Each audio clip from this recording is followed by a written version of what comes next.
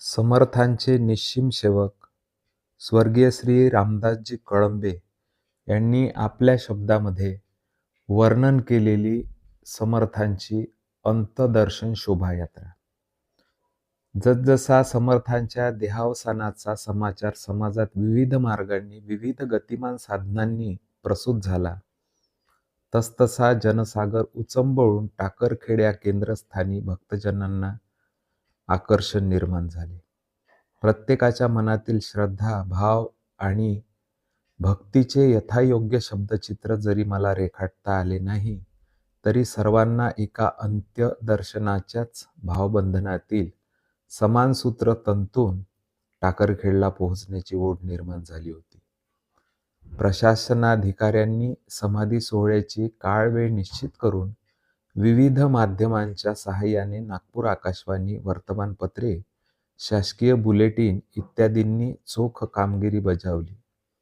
महासमाधी सोहळ्याची वेळ ठरली होती शनिवार दिनांक 7 ऑगस्ट दुपारी 2 वाजताची. निवासस्थानातील निर्वाण स्थळावर अंत्यदर्शन सोहळा पार पडणे शक्य नव्हते.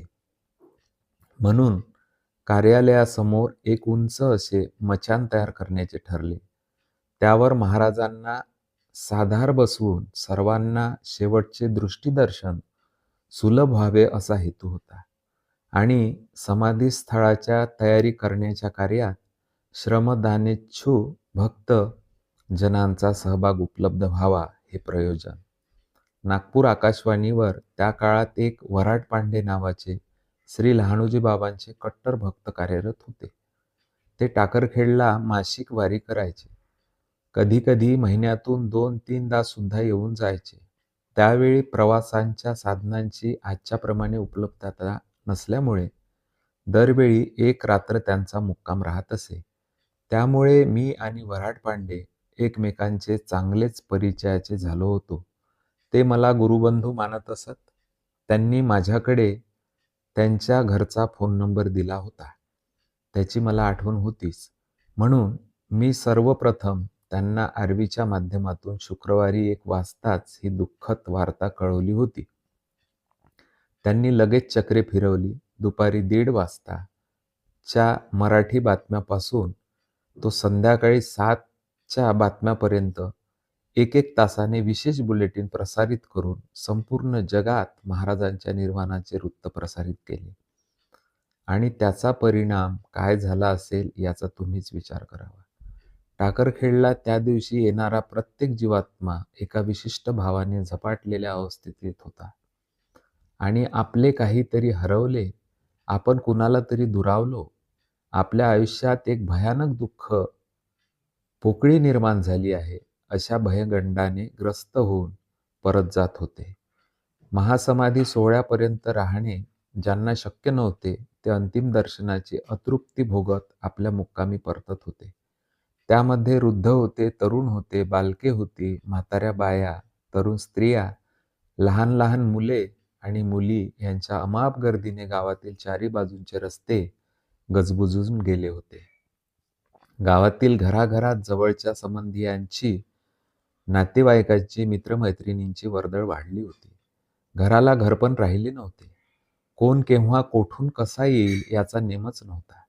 त्यामुळे गृहस्थाश्रमातील अतिथीपूजनाचे कार्य कसे पार पाडावे याचा प्रत्येक कर्त्या माणसाला प्रश्न निर्माण होत होता.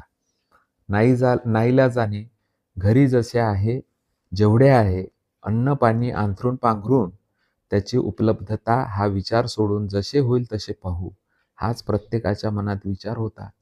आश्रमाच्या समोर खोल्यांमध्ये 8 ते 10च्या दरम्यान उपाहारगृहे होती. 4-5 पानटपऱ्या होत्या. पण एका तासाने अंतराने प्रत्येकाला आपापला धंदा बंद करावा लागत होता आणि दुकानाची कवाडे बंद करावी लागत होती. गिऱ्हाईक भरपूर होते, पण दुकानात मालच शिल्लक राहत नव्हता. रांजणातील टाक्यातील पाण्याचा शेवटचा थेंब सुद्धा खरडून निघाला होता. फुलं, पाने, बेल, चिरंजी, पेढे इत्यादी प्रसादाचा दुष्काळ पडला होता. गावाच्या चारी बाजूंनी सायकली, पदयात्री, खाजगी गाड्या भरून येत होत्या आणि भरूनच परतत होत्या. रस्त्याने कोणते वाहन कसे चालवावे याचा चालकाला प्रश्न पडत होता. कारण जिकडे तिकडे चोहीकडे मुंग्यांचे वारूळ फुटल्यागत माणसेच माणसे होती. प्रत्येक घराच्या गोठ्यातील गुरे गोठ्यातच चाऱ्या पाण्याविना जैसे थेच्या अवस्थेतच खुंट्याला जखडून होती.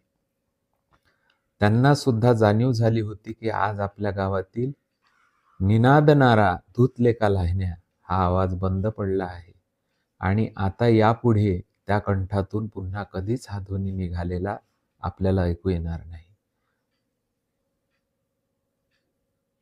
तारीख 6च्या शुक्रवारची पूर्ण रात्र चंद्राच्या स्वच्छ प्रकाशाने न्हाऊन निघालेली होती.